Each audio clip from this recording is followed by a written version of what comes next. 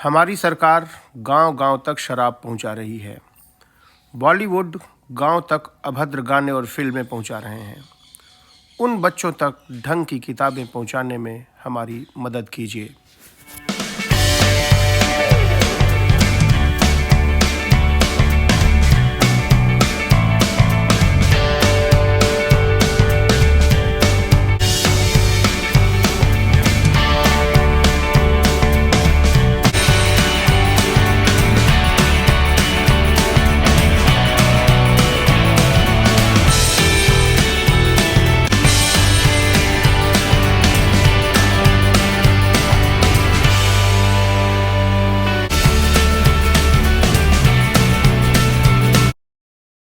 US में सालाना प्रति व्यक्ति पब्लिक लाइब्रेरी पर $35 खर्च करता है, जबकि भारत में मात्र 7 पैसे। केरल आबादी 34 लाख, 7,000 गांवों में पब्लिक लाइब्रेरीज। यूपी आबादी 22 करोड़, 20 गांवों में पब्लिक लाइब्रेरी। वर्तमान दौर में जब सरकारी और प्राइवेट स्कूल में शिक्षा का कोई स्तर ही नहीं है और बाजारू प्राइवेट स्कूल को मुनाफा चाहिए, ऐसे में गांवों में वंचित करोड़ों बच्चों की मदद के लिए गांव-गांव में पब्लिक लाइब्रेरीज को इंस्टीट्यूट की तरह बनाना होगा। बस की चेसिस 15 लाख रुपीस, उसके फैब्रिकेशन में 15 लाख रुपए खर्चे होंगे। पैथ लैब जो 70 तरह के टेस्ट करेगा वो 5 लाख रुपए, बुक्स 5 लाख रुपए की। टोटल कॉस्ट इस प्रोजेक्ट का 40 लाख रुपए है। नमस्ते, मेरा नाम प्रवीण है। मैंने बीएचयू से 2001 में पढ़ाई की है, पास आउट हुआ हूँ आईआईटी बीएचयू मैकेनिकल इंजीनियरिंग से। 6 महीने मैंने पेट्रोलियम कंपनी में नौकरी की, छोड़ा। 17 साल कोचिंग पढ़ाई फिजिक्स की, उसको छोड़ा क्योंकि व्यर्थता दिखने लगी थी। गांव से गरीब बच्चों के झुंड जा कर के बीटेक करते थे, नौकरियां मिलती नहीं हैं और वो अपनी ज़मीनों को बेच देते हैं इलेक्ट्रॉन और प्रोटॉन पढ़ने के लिए। कोरोना ने स्थितियां और ख़राब की हैं, लोग कमज़ोर हुए हैं, पैसे से, दिमाग से, ताकत से। अभी फ़िलहाल मैं एक गांव में रहता हूं बनारस में, गंगा के तट पे, और मुझे किताबों से विशेष प्यार है। मेरी अपनी व्यक्तिगत लाइब्रेरी करीब 60,000 किताबों की है, जिसे मैंने एक गांव में इस्टेब्लिश किया है। लोग आते भी हैं। दूसरी चीज़, कुछ आंकड़े में पढ़ रहा था। 22 करोड़ आबादी का जो उत्तर प्रदेश है, ये किताबों पर 22 करोड़ रुपया खर्चा करता है, जिसमें 20 करोड़ रुपया सैलरी जाता है, जबकि कर्नाटका 186 करोड़ रुपया खर्चा करता है। कर्नाटका और केरल अपने जो बजट है उसका 3% वो लाइब्रेरीज़ पे खर्च करते हैं, पब्लिक लाइब्रेरीज़ पे, और बिहार का 0.01% है। एक आंकड़ा मैं पढ़ रहा था कि यूएस में वो $35 पर कैपिटा खर्च है पब्लिक लाइब्रेरीज़ को इस्टेब्लिश करने का, जो कि भारत में 7 पैसा है। और इसीलिए वो दिख जाता है साफ साफ, आपके शिक्षा में, स्वास्थ्य में, आपके सामाजिक जीवन में, सब जगह दिख जाता है। वो फ़र्क दिखता है। कितने डेमोक्रेटिक हैं आप, वो दिखता है। कितने समझदार हैं, इतिहास की कितनी समझ है, वो दिखता है। एक आंकड़ा मैं और पढ़ रहा था कि पिछले 10 सालों में यूपी और बिहार में 5,000 लाइब्रेरीज़ बंद हुई हैं। हमारे बनारस में ही कुछ लाइब्रेरीज़ की हालत एकदम खटारा है। अभी विश्वनाथ कॉरिडोर बनने में जो एक कार्माइकल लाइब्रेरी थी, वो उड़ा दी गई, उसका कहीं अता पता नहीं है। नागरिक प्रचारणी सभा की लाइब्रेरी, जिसकी किताबों को लाइब्रेरियन 500-500 रुपये में फाड़ने देते हैं। आपकी तुलसी लाइब्रेरी जो थी वो बंद ही है करीब करीब। जो जिला लाइब्रेरी है यहाँ की, उसमें केवल 1600 मेंबर्स हैं। एक्टिव मेंबर्स 200 और 300 तो होंगे। तो एक आंकड़ा और पढ़ रहा था कि हमारे भारत की 67% आबादी गांवों में रहती है, और जो स्कूल हैं हमारे 1.5 मिलियन, उसमें 1.25 मिलियन तो गांवों में है। और काफ़ी बच्चे, जितने बच्चे हैं, कुछ शायद कितने बच्चे थे, 50 या कुछ ऐसे कुछ करोड़ बच्चे थे, जिन बच्चों का 2/3 हिस्सा गाँवों में रहता है। अब आज की डेट में गाँव में जा कर के आप एक किताब खोजिए कि मुझे राही मासूम रज़ा का आधा गाँव चाहिए, या श्रीलाल शुक्ल की मुझे राग दरबारी चाहिए, या मुंशी प्रेमचंद की मुझे गोदान चाहिए, या भारत के विभाजन पे कोई किताब चाहिए, इतिहास पे कोई किताब चाहिए, वो है ही नहीं। किताबों को बड़े सलीके से गायब कर दिया गया है। आप नेताओं की बात कीजिए, उनको अच्छा लगेगा। अखबार नेताओं की बात करते हैं, टीवी चैनल नेताओं की बात करते हैं, किताब में आप कुछ और सीखने लगेंगे। खतरा है, इसलिए लाइब्रेरीज को बहुत जानबूझ करके गायब कर दिया गया है। गांव-गांव तक ये दारू के ठीके पहुंचा पा रहे हैं, गांव-गांव तक किताबें नहीं पहुंचा पा रहे हैं सरकार के लोग। हर गांव तक दारू का ठीका है, लेकिन मैं ताज्जुब एक और आंकड़ा पढ़ रहा था कि केरल में 34 लाख आबादी है और वहाँ पे 7,000 लाइब्रेरीज हैं गाँव में, और यूपी की 22 करोड़ आबादी है और यहाँ 20 लाइब्रेरीज हैं। ये हमारे मुंह पे तमाचा है। और ख़ास करके इन आंकड़ों से अलग मैं देखता हूँ किसी बच्चे को, और देखता हूँ कि गांव में है वो, उसके पास प्राइमरी विद्यालय की शिक्षा एकदम शून्य है। प्राइमरी स्कूल के टीचर्स का हाल आप देख ही रहे हैं, किस तरह धूल चाट रही है हमारी शिक्षा व्यवस्था। बच्चे स्कूल जाना नहीं चाहते हैं। कुछ हैं जो मिड डे मील के चक्कर में जाते हैं, वो भी कुछ दिनों बाद नहीं जाते हैं। फिर वो कुछ भट्टे पे काम करते हैं या कहीं कुछ रोज़गार तलाश लेते हैं। तो ले देखे भले उनके आंकड़े बढ़ रहे हों एडमिशन के, लेकिन वो कहीं भी दूर दूर तक नज़र नहीं आ रहे हैं कि बच्चों को कुछ ठीक मायने में शिक्षित कर पा रहे हैं। मुझे ऐसा लगा कि क्यों ना हम एक काम करते हैं, हर गांव के पंचायत में एक लाइब्रेरी बनाते हैं, या हर गांव के स्कूल में एक लाइब्रेरी बनाते हैं, और लाइब्रेरी में करीब गिनी चुनी 1000 अच्छी किताबें रखते हैं, और वो 1000 अच्छी किताबें रिकमेंडेड हो प्रोफेसर्स के द्वारा, एक्सपर्ट्स के द्वारा, विभिन्न विषयों पे, हिस्ट्री पे, पॉलिटिक्स पे, एंथ्रोपोलॉजी पे, आपके फ़िलासफ़ी पे, फिल्म पे, आर्ट पे, सिनेमा पे और स्पोर्ट्स पे और सारे विषयों पे। क्यों ना हम उन बच्चों को जो वर्ल्ड क्लास लिटरेचर है उस गांव में मुहैया कराएं। कमी किस चीज़ की है? अगर वो दारू के ठीके पहुंचा सकते हैं तो क्या हम तमीज़ की किताबें नहीं पहुंचा सकते? तो मेरे दिमाग में एक विचार आया, चूँकि मैं अकेला आदमी हूँ, पैसा जितना मैंने कमाया था वो मैं गंवा चुका हूँ किताबों की दुनिया में। तो मुझे ऐसा लगता है कि अगर हम एक बस से, एक पीछे मेरी साइकिल आपको दिख रही होगी, आज तो मैं साइकिल से ही अपनी किताबें लेकर के आया हूँ एक गांव में। तो अगर मैं साइकिल से मैं इतनी किताबें लेकर के आया बच्चों के बीच की, हाँ बच्चे पढ़ेंगे देखेंगे, अगर हम इन किताबों को बच्चों तक पहुँचा सकें, तो मेरे मन में विचार आया कि एक बस लेते हैं 24 फीट की, वो आराम से गाँव तक चली जाएगी। बस गाँव में आती है और बस का डिज़ाइन फैब्रिकेशन ऐसा हो जाए कि बस के भीतर 2-3 हज़ार किताबें हों, अच्छी शानदार। वो मैं अभी बताऊंगा शानदार का क्या मतलब होता है, अभी मैं एक डेमो आपको दूंगा। और बच्चों के गांव में जाके वो बस जो है 2 दिन खड़ी हो जाती है। ये बस बच्चों तुम्हारी है, तुम आ जाओ इसमें और घुसो और अपने मन की किताबें लो। बस के दोनों दरवाजे खुल जाए, 5 फीट इधर 5 फीट इधर, तो टोटल 34 फीट खुल जाएगा। ऐसे ही 34 फीट उधर खुल जाएगा और डिस्प्ले हो जाएगा, बच्चे अपने हिसाब से किताबें लें। दोनों ओर कैनोपी खुल जाएगी और 15-20 कुर्सियाँ होंगी जो कि फोल्डेबल होंगी, बच्चे उस पर बैठ करके आराम से पढ़ सकें और अच्छी किताबें वो पढ़ें। तो पीछे एक हम लोग कुछ डॉक्यूमेंट्री दिखाने के लिए, अच्छी फिल्में दिखाने के लिए बच्चों को कि ये 1000 फिल्में हैं जो तुम 6 साल की उम्र से लेकर 25 साल की उम्र तक जो अच्छी देख सको देख लो। हर हफ्ते तुम एक फ़िल्म 2 फिल्म देखो, तो हर हफ्ते 2 भी देखोगे तो एक महीने में कितना हो गया, 8 हो गया, और 100 फिल्म हो गया एक साल में।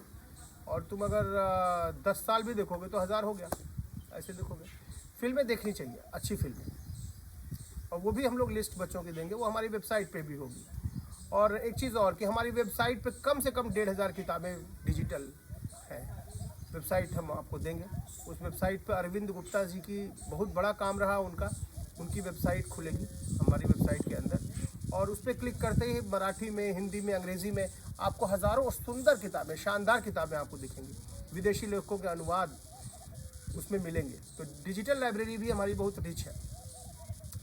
तो जो बस का कंसेप्ट है कि बस आई और गांव में खड़ी हो गई, बच्चे 2 दिन उसमें बस में किताबें अच्छी देखें और पढ़ें। फिर उसमें हम लोग बच्चों के नाम नोट कर लेंगे कि भाई तुम्हारा डेट ऑफ बर्थ क्या है। एक गांव की आबादी अगर 600 है और वहाँ मान लीजिए 70 बच्चे हैं जिनकी उम्र 6 साल से लेकर के 18 साल के बीच में है, उनका हम डेट ऑफ बर्थ नोट कर लिए। अब वहाँ हमने एक योजना चला दी कि जब तुम्हारा जन्मदिन होगा, जब तुम्हारा बर्थडे होगा, तुम्हारे जन्मदिन के दिन यदि तुम 3,000 रुपया खर्चा करते हो, अब तो गांव में बहुत आम बात हो गई है, जन्मदिन को ऐसे मनाते हैं जितना पहले कभी गांधी जी का जन्मदिन भी नहीं मनाते थे। अब एक एक आदमी उतना मनाता है। इवन लोग 20-20 हज़ार रुपये खर्च करते हैं एक बच्चे के जन्मदिन पे। तो हम उतना नहीं मांगेंगे। 3,000 रुपये अगर आप खर्च करते हैं तो आप हमको 1,000 रुपये दे दीजिए, 2,000 आप अपने पास रखिए। आपके नाम से 1,000 रुपये की बढ़िया किताबें आपके पंचायत में आ जाएंगी। आपके नाम से उस किताब पे नाम आपका होगा कि इनके बर्थडे के दिन ये किताब इनके द्वारा गिफ्ट की गई।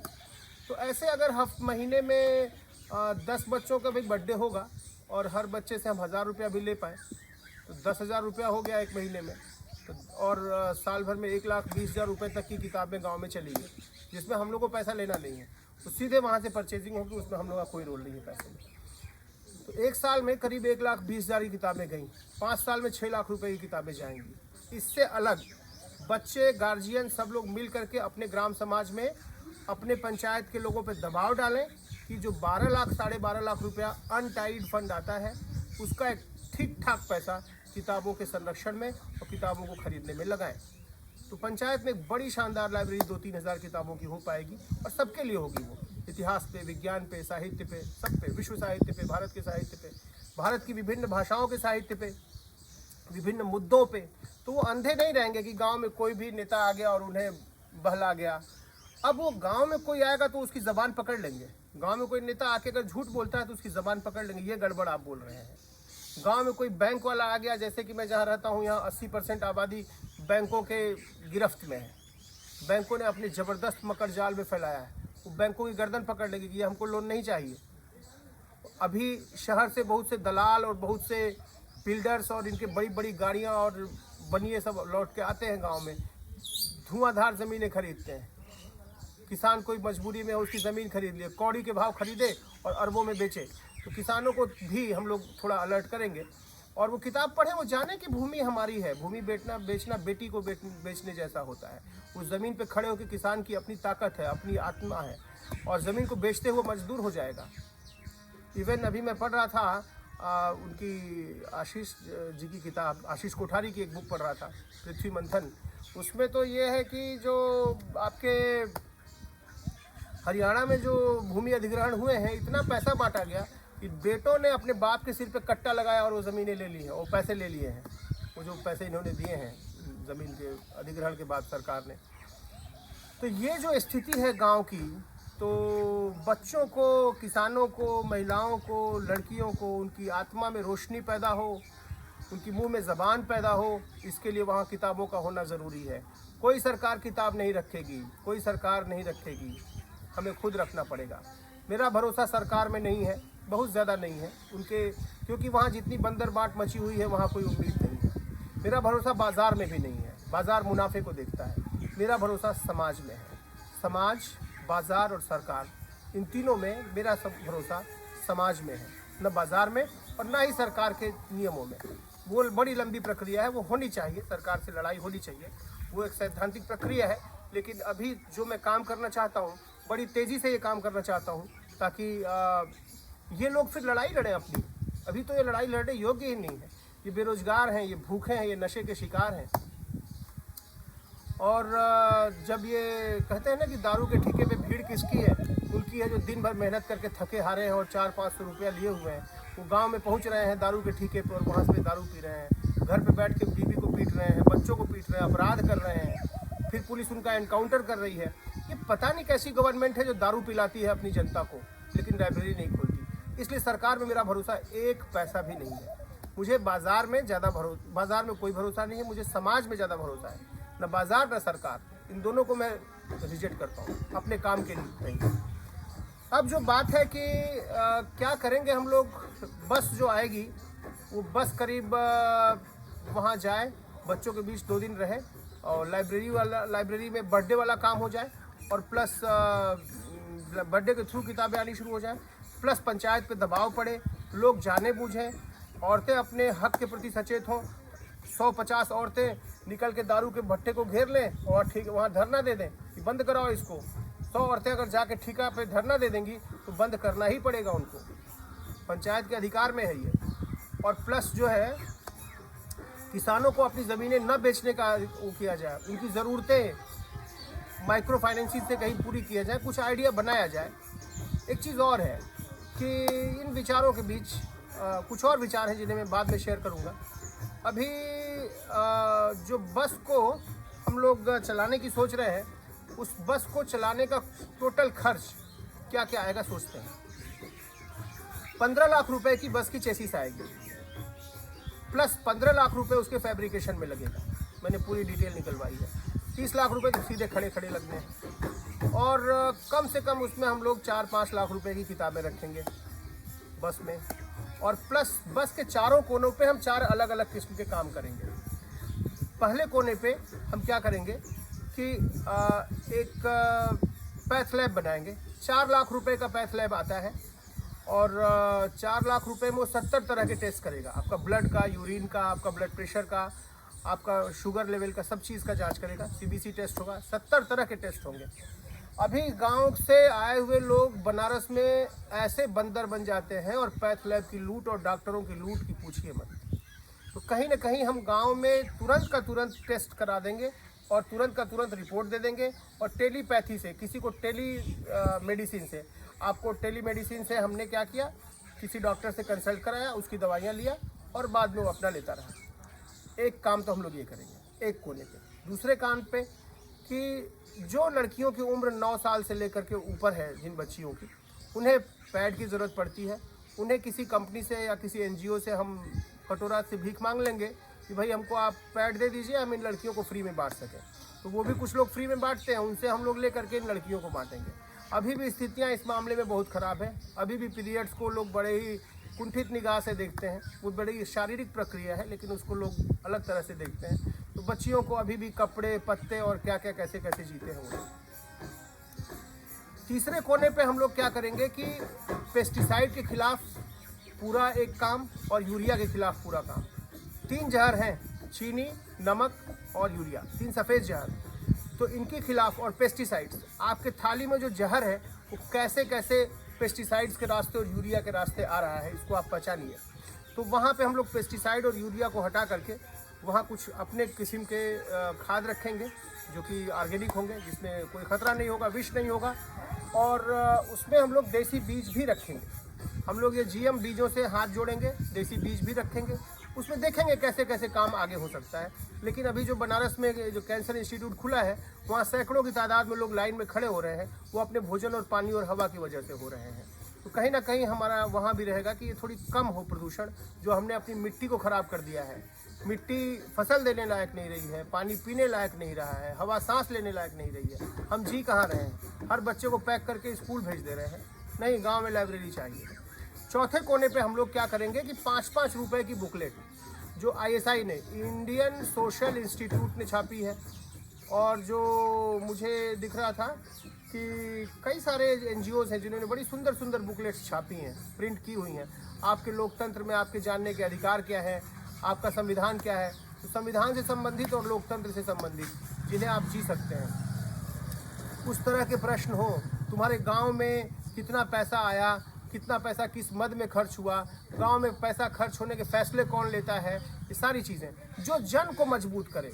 सत्ता को हमको IAS और PCS और मंत्री जी के पास सीमित नहीं करना है, विधायक और सांसद के पास नहीं, न विधानसभा न लोकसभा, सबसे ऊंची ग्राम सभा, जो जन की ताकत को बढ़ाए। पूरी शक्ति जो केंद्रित हो गई है DM के पास, CM के पास, PM के पास, विधायक के पास, सांसद के पास, SDM के पास, वहाँ से शक्ति को खींच करके गांव में ले आना पड़ेगा। हर व्यक्ति जिसको ये दारू पिला रहे हैं, उस व्यक्ति को लाइब्रेरी देनी पड़ेगी, किताबें देनी पड़ेंगी। वो समझदार हो सके, सोच सके, बहस कर सके, ज़्यादा डेमोक्रेटिक हो सके, उसका दृष्टि जो है वो ग्लोबल हो सके, रहे वो लोकल, जिए ग्लोबल।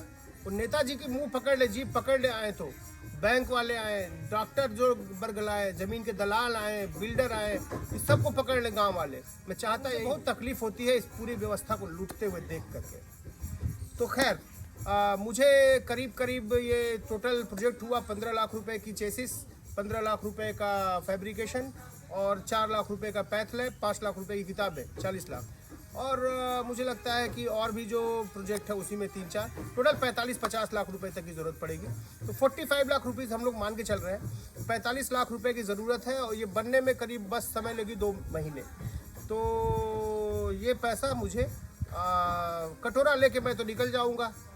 मालवीय जी कटोरा लेके उतना बड़ा BHU बना लिए, तो ठीक है। अभी तो हम लोग एक बस बनाएंगे, धीरे धीरे 5-10 बस बनाएंगे, फिर कई एकड़ में अपनी व्यवस्था करेंगे एक बड़ी लाइब्रेरी और बच्चों के शिक्षा का। तो आगे का काम इस कटोरे के बदौलत ही होना है और इस साइकिल की बदौलत होना है। बस नहीं होगा तो मैं साइकिल लेके ही घूमूंगा, और कटोरा तो मैं भूल गया ले आना, लेकिन कटोरा लेके चलूँगा। और बनारस में जितने मेरे मित्र हैं, मेरे परिचित, जिसको भी ऑनलाइन में पा रहा हूँ, सबको भेज रहा हूँ, इस कटोरे में कुछ पैसा डालिए जिससे हम बस खरीद सकें, और उस पैसा आपका सुरक्षित रहेगा। सारा पैसा आपके मेरे अकाउंट में शो करेगा परवरिश फाउंडेशन के, और कैसे खर्च हुआ है वो भी हम ट्रांसपेरेंटली अपना वीडियो, अपना जो वेबसाइट है उस पर हम लोग सारा पैसा डालते रहेंगे, पैसा कहाँ खर्च हुआ है। तो पैसे की ट्रांसपेरेंसी रहेगी, पैसे में कोई गड़बड़ी नहीं होगी। परवरिश फाउंडेशन मेरा फाउंडेशन NGO है, जो कि सोसाइटी है, जो रजिस्टर्ड है, 12A और 80J रजिस्टर्ड है। आपको इनकम टैक्स में भी छूट मिलेगी। तो इसके सारे डिटेल्स भी मैं डाल देता हूँ, बैंक अकाउंट भी मैं लास्ट में डाल दूंगा इस वीडियो के। तो कुल मिला जुला के बात यह है कि आगे की यात्रा, चूँकि भारत में भिक्षा एक परंपरा रही है, बुद्ध भी भिक्षु रहे हैं, महावीर भी भिक्षु रहे हैं, गांधी भी भिक्षु रहे हैं, मालवीय जी से बड़ा भिखारी कौन है। तो मुझे लगा कि बाजार में जाके बच्चों को ठगने की बजाय ज़्यादा अच्छा है कि भिक्षा ही मांगा जाए, तो ज़्यादा अच्छा है। किसी का लूटने से अच्छा है कि उससे मांग लिया जाए, हो तो दे देगा, नहीं होगा तो कोई दे देगा। और ऐसा मैं अपने लिए मांग नहीं रहा हूँ, मुझे लगता है कि ये काम होना चाहिए। 43 इयर्स का मैं हूँ, अभी मुझे एक्टिव लाइफ 20 साल तगड़े से जीऊँगा मैं। अभी 20 साल में चाहता हूँ कुछ हज़ार लाइब्रेरीज बनाई जाए, और वो बच्चे जो वहाँ से निकलेंगे, एक संवाद होगा और उनसे बात करने में समझ में आएगा कि हाँ ये क्या है। खैर, मैं आपको कुछ एक डेमो दिखाता हूँ कि कैसे हम लोग किताबों को किस तरह की किताबें रखेंगे। किताबें रखने का मुझे बहुत अच्छा अनुभव हुआ। किताबों से गुजरते हुए मैं ये देखा कि लाइब्रेरियन लोग पढ़ते नहीं हैं, ज़्यादातर अमूमन 99% लाइब्रेरियन पढ़ते नहीं हैं। वो उन किताबों को अपनी लाइब्रेरी में रखते हैं जो कि ज़्यादा कमीशन पे आती हैं, कमीशन बेस्ड वो काम करते हैं। तो सरकारी काम कमीशन बेस्ड होता है। राजा राम मोहन राय लाइब्रेरी है, वहाँ पे वो शायद 17,000 या 30,000 लाइब्रेरीज को सपोर्ट करती है। गवर्नमेंट फंड ही नहीं वो ही नहीं करती है, ग्रांट लेने के लिए एप्लीकेशन ही नहीं भेजती है, और उनको फंड भी नहीं मिलता है। मेरे गांव में एक सज्जन राजा राम मोहन राय लाइब्रेरी से फंड लेके आते थे, अपने घर में किताबें पैक करके रखे थे, कोई घुस नहीं सकता था। तो सरकारी काम और इस तरह से इस सबका तो नतीजा यही होना है। खटारा किस्म की किताबें, बनारस में तो पूरी लाइब्रेरी संस्कृति ही ध्वस्त हो गई है, पूरी की पूरी ध्वस्त हो गई है। BHU लाइब्रेरी से इतनी खतरनाक बदबू आती है, जो उसका अलग वाला हिस्सा है, और किताबें आप हाथ डालिएगा तो उसमें से मच्छर निकलेंगे, और सब बेकार किस्म की किताबें भरी उन्होंने। ज़्यादातर किताबें उन्होंने हार्ड बाउंड की भरी हुई है, और कौन प्रकाशन है, कमीशन जो 60% 70% दे सके, हाँ वो किताबें, उनको क्या मतलब है कौन सी किताब कौन पढ़ता है नहीं पढ़ता है। खैर, तो अभी मैं उदाहरण दूंगा कि जैसे मान लीजिए बच्चा अगर भारत पाकिस्तान का विभाजन के विषय में कुछ जानना चाहता है, तो क्या करेगा, उसको कैसे जानेगा कि कौन सी किताबें पढ़नी चाहिए। भाई ये नेताजी कुछ कर रहे हैं, ये हिंदू वाली पार्टी कुछ कर रही है, मुसलमान पार्टी कुछ कर रही है, पंजाबी लोग कुछ कर रहे हैं, उर्दू लेखक कुछ कर रहे हैं, हिंदी लेखक कुछ कर रहा है, सिंधी लेखक कुछ कर रहे हैं।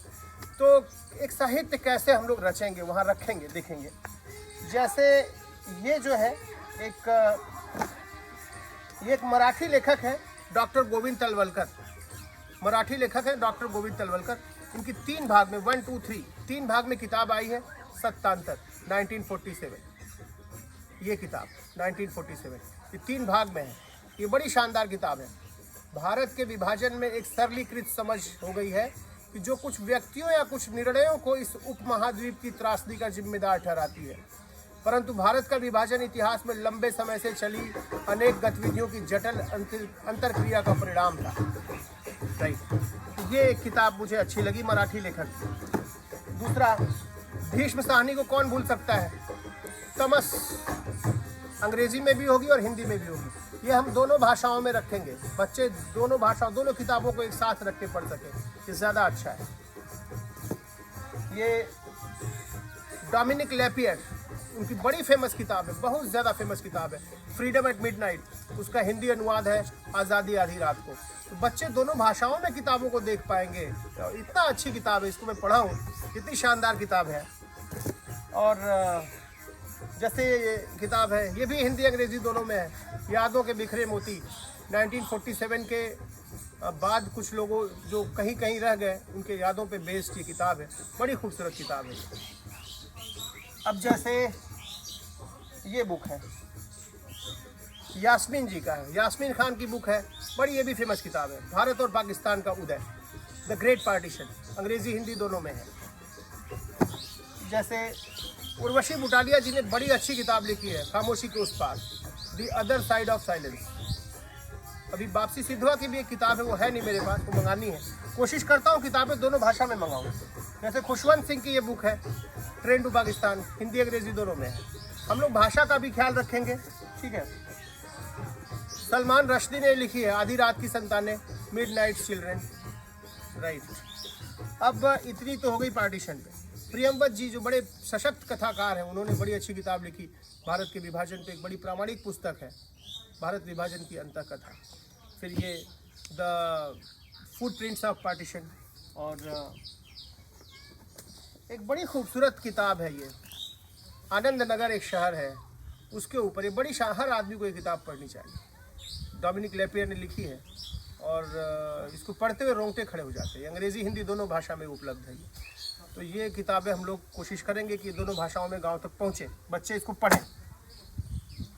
जैसे पैट्रिक फ्रेंच ने जो किताब लिखी थी, लिबर्टी और डेथ, आज़ादी या मौत, ये भी 1947 के पार्टीशन पे है, ये भी अंग्रेज़ी हिंदी दोनों में मौजूद है। पैट्रिक फ्रेंच का लेखन भी बहुत अच्छा है। मुझे लगता है कि 3 लोगों के लेखन, पैट्रिक फ्रेंच, डोमिनिक लेपियर और आपके विलियम डेलरिम्पल, ये 1857 पे है, आखिरी मुगल, अंग्रेज़ी हिंदी दोनों में है। तो बच्चों के पास ये किताबें, सेम किताब अंग्रेज़ी हिंदी दोनों में हो, ये लाइब्रेरी में हम लोग पूरा ख्याल रखेंगे इस चीज़ का। 47 में अब जैसे यशपाल ने जो किताब लिखी, झूठा सच, ये भी विभाजन पे है, उसकी ये इंग्लिश वर्जन है, this is not that done, Yashpal ने जो लिखी है किताब। फिर बड़ी फेमस किताब ये रही है, बड़ी ऑथेंटिक किताब रही है, नरेंद्र सिंह सरीला की विभाजन की असली कहानी, उसका हिंदी अंग्रेज़ी दोनों है ये। तो आप देख सकते हैं कि कितना ज़्यादा हम लोगों ने रिसर्च किया इस पर। जैसे जिंदा दफन सरदार अजीत सिंह की है, भारत में राज्यों का पुनर्गठन कैसे हुआ, भारतीय स्वाधीनता संग्राम का इतिहास, आधुनिक भारत का इतिहास बिपिन चंद्रा की। फिर आपको एक किताब और दिखेगी, राजशाही का अंत कैसे हुआ, ये दिखेगी। फिर मदर इंडिया बड़ी फेमस किताब है। फिर ये कितने हिंदुस्तान, भारत विभाजन संबंधी कहानियों का एक संपादन है, ये बड़ी अच्छी किताब है। और कुछ किताबें और हैं, कैसे बना था पाकिस्तान, ये। फिर कृष्णा सोबती जी का गुजरात पाकिस्तान से गुजरात हिंदुस्तान, कमलेश्वर का कितने पाकिस्तान, और पाकिस्तानी लेखक है अब्दुल्ला हुसैन जी, उनकी किताब है उदास नस्लें। और एक किताब कल आने वाली अमेज़न से, खुदा की बस्ती, वो भी एक पाकिस्तानी लेखक है, उनका भी है। तो इस तरह से ये तो खैर एक बंगाली लेखक है, ताराशंकर बंदोपाध्याय, ये भी बड़ी शानदार किताब है, ये भी ज़रूर एक बार पढ़नी चाहिए जीवन में। गण देवता बहुत शानदार किताब है, ये तो मैं सिरहाने रख के सोता हूँ। तो ज़रूर ये किताबें बच्चों के तक जाएं, उनके जीवन में कुछ रोशनी आएगी, कुछ सोचेंगे, देखेंगे दुनिया कितनी बड़ी है और कैसे संचालित होती है। खैर, मैंने ये आपको कुछ उदाहरण दिए, और कुछ लिटरेचर का भी एग्जाम्पल दे देता हूँ। जैसे राग दरबारी बड़ी फेमस किताब मानी जाती है, ज़रूर पढ़नी चाहिए, श्रीलाल शुक्ल की जी, ये हिंदी अंग्रेज़ी दोनों में है। R.K. नारायण जी की ऑटोबायोग्राफी हिंदी अंग्रेज़ी दोनों में है। फिर भारत के ऊपर त्रिशंकु राष्ट्र, ये दीपक कुमार जी ने लिखी है, ये भी हिंदी अंग्रेज़ी दोनों में है, अंग्रेज़ी अनुवाद है द त्रिशंकु नेशन। और विश्व साहित्य पे संवाद प्रकाशन ने इतना अच्छा काम किया है, विश्व के इतिहास पे, विश्व का संक्षिप्त इतिहास, और ये क्रांति का युग, एरिक हॉब्सबॉम की एक सीरीज़ है, ये पूंजी का युग, ये साम्राज्य का युग, और ये अतिरेकों का युग। ये बड़ी अच्छी सीरीज़ है, ये ज़रूर घर में रहनी चाहिए, या गांव में तो रहनी ही चाहिए।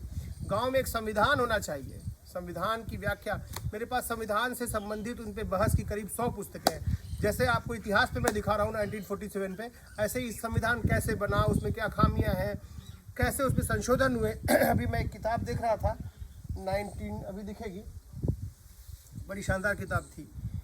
तो कहीं ना कहीं 1947 पे जिस तरह से आपको विविधता दिख रही है किताबों की, और जिस तरह से भाषाओं में, दोनों भाषाओं में किताबें हैं, इससे और सौंदर्य और रेंज बढ़ जाती है, तो ये अच्छा रहेगा। अब जैसे हिंदुस्तान की कहानी जवाहरलाल नेहरू की, अंग्रेज़ी हिंदी दोनों में, द डिस्कवरी ऑफ इंडिया। फिर ये विश्व इतिहास की झलक 2 खंडों में है, विश्व इतिहास की झलक ये 2 खंडों में है। इसका अंग्रेज़ी अनुवाद है glimpses of world history, glimpses of world history. और हाँ, ये संविधान पे जो मैं बता रहा था, ये वे 16 दिन, पहला जो संविधान में संशोधन हुआ था, 16 दिन कितने तूफानी थे, ये उस संविधान से संबंधित है। आजकल नेहरू जी को और गांधी जी को गालियां देने की जो परंपरा चली है, उसमें एक किताब है, वो तो मैं नहीं लाया, वो भी है 127 मिस्टेक्स ऑफ नेहरू, और एक किताब और है द गॉड हु फेल्ड, वो उनके विपक्ष में लिखी गई है, और ये उनके मिथक और सत्य पे पीयूष बबेले ने किताब लिखी है, नेहरू मिथक और सत्य। और ये जो है आपको अच्छा लगेगा, 50 भाषण जो पूरे विश्व के सबसे अच्छे भाषण हैं, वो अंग्रेज़ी और हिंदी दोनों में है, ये स्पीचेस। फिर ये बहुत अच्छी किताब है, ये इंटरव्यूज़ हैं, हिंदी अंग्रेज़ी दोनों में है। ये इंटरव्यूज़ हैं खूब सारे लोगों के, हर दिशाओं के, फिल्म के, राजनीति के, पॉलिसी मेकर्स के, सबके, बहुत सुंदर किताब है। और अंत में मैं आपको दिखाऊंगा, ये बड़ी अच्छी किताब है रॉबिन बनर्जी की, कौन धोखा देता है और कैसे, कॉरपोरेट कैसे धोखा देता है, फार्मा इंडस्ट्री कैसे धोखा देती है, बैंक कैसे धोखा देता है, बाज़ार में मीट का कॉरपोरेट कंपनियां कैसे धोखा देती, बहुत सुंदर किताब। स्कूल कैसे धोखा देते हैं, ये किताब बहुत अच्छी है। अभी फिर अरुणा राय की ये बुक आई, RTI कैसे आई, RTI कैसे आई, ये बड़ी अच्छी, ये भी हिंदी अंग्रेज़ी में उपलब्ध है। शशि थरूर जी का पूरा साहित्य रखना है उसमें, अंधकार काल, तो इसको भी हिंदी अंग्रेज़ी दोनों में रखेंगे। शशि थरूर, अरुंधति राय, जितने भी हैं, जैसे सावरकर जी ने जो किताब लिखी, पहली किताब 1857 पे, वो बड़ी महत्वपूर्ण किताब है। हम लोग किसी एक सेक्ट को लेकर ध्यान नहीं रखेंगे कि हमें हिंदुत्व को बढ़ाना है या मुसलमानों को बढ़ाना है। हम तो ये कहते हैं कि इस सदी में हिंदू होना भी बेहूदी बात है और मुसलमान होना भी बेहूदी बात है। आप इंसान बन जाइए, क्योंकि आपके हिंदू और मुसलमान और जातियों में बटे होने का ये पॉलिटिशियन जो बंदर हैं, ये फ़ायदा उठाते हैं और आपको बंदर बना देते हैं। तो हमारी नीयत सिर्फ ये होगी कि आप जो है एक मनुष्य बनिए और हिंदू मुसलमान से परे होइए। हमारे लाइब्रेरी में कहीं से भी हम लोग दक्षिणपंथी या वामपंथी नहीं होंगे, हम लोग ठीक सेंटर में, सेंटर के इधर उधर होंगे।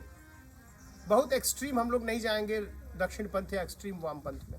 जो सच है, दक्षिणपंथ और वामपंथ के बिना भी जीवन हो सकता है, उसके बिना भी हम जीवन में सुखी हो सकते हैं, अपने शासन व्यवस्था को सोच सकते हैं, आने वाली पीढ़ी सोचेगी। और ये अंतिम किताब जो कॉमिक्स के फॉर्म में है, युवल नोआ हरारी की, ये सेपियंस आई है, बड़ी सुंदर। हम लोग कोशिश कर रहे हैं कि इसका हिंदी अनुवाद निकालें। और 6 किताबें और हैं जिनको मैंने बचा के रखी हुई हैं, उनका मुझे हिंदी अनुवाद निकालना है। अगला फंड, अगला कटोरा मेरा उसी के लिए घूमेगा। ये 6 किताबें अनुवाद करानी है, जिनको कराने में 10 लाख रुपए का खर्च आएगा। और वो किताबें इतनी शानदार हैं, वो नागासाकी में बम गिरने के बाद के संस्मरण है। और एक जो है बंगाल का बुक है, हंगरी बंगाल, और एक बुक है किसानों के, विदर्भ के किसानों के मरने पे, जो उनकी विधवाओं के हैं, उनकी बातें हैं। तो इस तरह से 5-6 किताबें हैं। फार्मा इंडस्ट्री के सच पे है, बॉटल ऑफ लाइज करके है। और इस तरह 6-7 किताबें हैं जिन्हें अनुवाद कराना है। तो फिर से मेरी गुजारिश है कि मेरा कटोरा घूमेगा, या फिजिकली या डिजिटली, आप उस कटोरे में पैसा डालें। मुझे बस खरीदनी है, बस नहीं मिलेगी, मैं गाँव साइकिल से जाऊँगा।